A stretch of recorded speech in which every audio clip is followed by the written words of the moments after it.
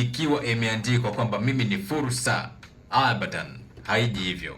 Lakini kwa kutumia utashi ambao Mwenyezi Mungu amekujalia, kwa kutumia maarifa, pengine ujue maarifa yanakuja kutokana na kusikia na vitu vingine vya namna hiyo, ndipo utakapoweza kubaini kwamba mimi nataka kufanya jambo fulani, lakini katika mazingira yanayonizunguka ninawezaje kufanya hivi? Huo ni mwanzo wa kung'amua fursa. Ni kweli kabisa, umezungumzia vizuri kabisa. Kama fursa ni kwamba haibishi hodi. Ni wewe utakavotoka sasa kuitafuta hiyo fursa. Pengine fursa uko nayo hapo hapo kwenye mazingira ambayo yanakuzunguka, pengine ufahamu. Kwa nini ufahamu? Kwa sababu haujapata lile jicho la kuona kwamba fursa iko wapi. Watu wengi wamekuwa wakisema fursa pengine ni kupata labda uwe na mtaji mkubwa au biashara kubwa, lakini unao nafasi ya kuangalia sehemu ambapo unaishi ni nini ambacho kimepungua. Hiyo tayari ni fursa, lakini watu wengi wamekuwa hawazioni zile fursa na kutegemea kwamba fursa ni kitu ambacho kitakuja, labda kitabisha hodi, kitakugongea afu then baadaye kitakujulisha kwamba mimi ni fursa. Hapana.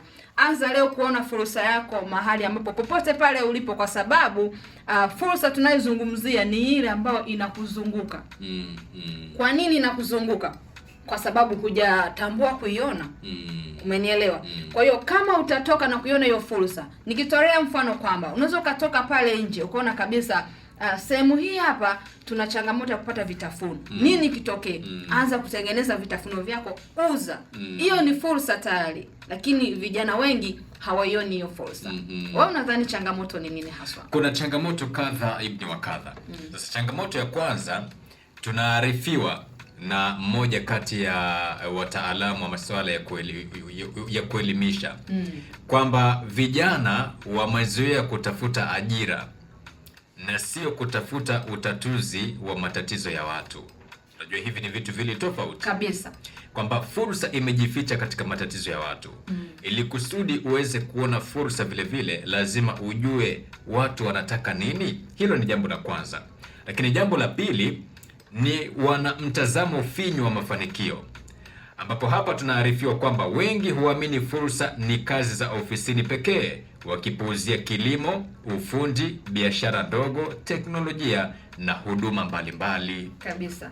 Lakini jambo la tatu ni hofu ya kuanza. Wanaogopa kushindwa, kuonekana wajinga au kukosolewa.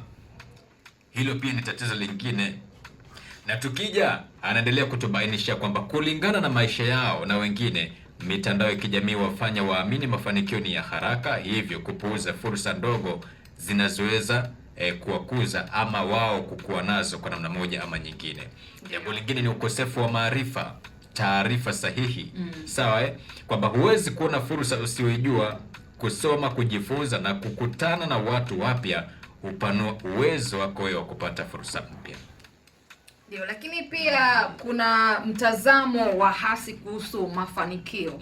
Baadhi ya vijana wengi wanaamini kuwa kwamba kuwa na mafanikio ni lazima kuwa na mtaji mkubwa, kuwa na mahusiano wa watu ambao wanakuzunguka, kuwa watu wenye uelewa mkubwa, lakini wanashindwa kuwa na mtazamo ambao utawafanya wao wakaupa zile fursa na namna gani ya kuzitumia. Yaani pengine tunasema kwamba mtazamo wengi wa vijana wanaamini kwamba bora kuwa na mafanikio makubwa au bora nijenge mtandao na mtu ambaye pengine ana kampuni kubwa, ana uelewa mkubwa, lakini wanashindwa kutambua zile fursa ambazo zipo ndani ya mazingira ambayo yanawazunguka wao. Ndio. Mimi nilikwenda kununua dawa kwenye duka la dawa siku moja. Nilitoka, nadhani ilikuwa ni hapa ofisini. Nimetoka ofisini nikawa nahisi kama baridi fulani, yani hali ambayo sio ya kawaida. Ndio. Kwa nikaenda tu katika duka la dawa fulani kuulizia dawa. Yule jamaa akaniuliza, hii dawa ambayo umekuja kununua ni ushauri wa daktari, ulikwenda kupima au imekuwaje umekuja kununua hii dawa? Nikasema sijaenda hospitali, lakini kwa jinsi ninavyojisikia moja kwa moja hii itakuwa ni malaria. Yule jamaa akaniambia kwamba mimi sasa kukupa dawa, itabidi uende hospitali upime, alafu uandikiwe dawa. Na dawa utakayoandikiwa njoo unionyeshe, alafu tuone namna ambavyo tunashauriana kama kweli unataka kutumia dawa hii.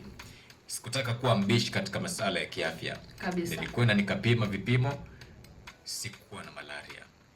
Baadaye nikarudi kwa yule jamaa, nikamwambia bwana, mimi malaria sina na sina chochote ambacho kinahusiana na hii hali ninayojisikia nayo.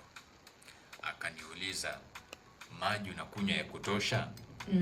Ndio. Nikamwambia kiukweli, kwa ratiba niliyokuwa nayo sasa hivi sinywi maji ya kutosha kama ilivyokuwa awali. Basi hiyo mada ikaja hafla, akaja mama mmoja anauza parachichi. Sawa. Ndio.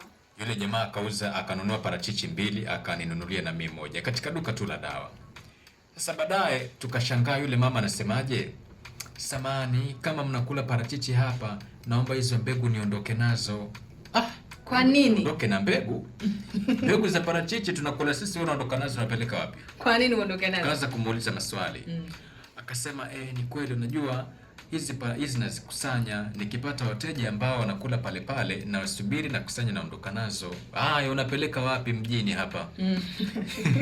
Tuambiane ukweli. Tuambie unapeleka wapi vitu vile ambavyo sisi tumekula. Akasema mimi pale ninapoishi nimemwomba mwenye nyumba, hizi ninakwenda kuotesha. Kuna watu wanahitaji mbegu za miparachichi ambazo mbegu moja unaweza ukaiuza kwa shilingi 75. Mama huyo anatuambia. Akasema mbegu moja inauza shilingi 75. Kwa hiyo mimi ninapootesha mbegu nyingi hizi, baada ya muda mfupi napata ile miche. Kwa hiyo nauza mche. Sawa? Anauza mche wa parachichi uliotokana na parachichi alizouza yeye.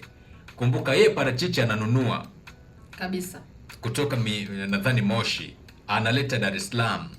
Akibahatika kupata wateja wanaokula pale pale, anakusanya zile mbegu za parachichi, anakwenda kuzipanda ili apate mche wa parachichi. Hivi unaelewa? Nimekuelewa vizuri. Ambapo huo mche mmoja wa parachichi akienda kuuza anapata shilingi 75. Sasa imagine kwamba amepata miche labda 100. Ana pesa ndefu. Hapo umejifunza nini? Ni kwamba katumia fursa ambayo vijana wengi hawakuiona.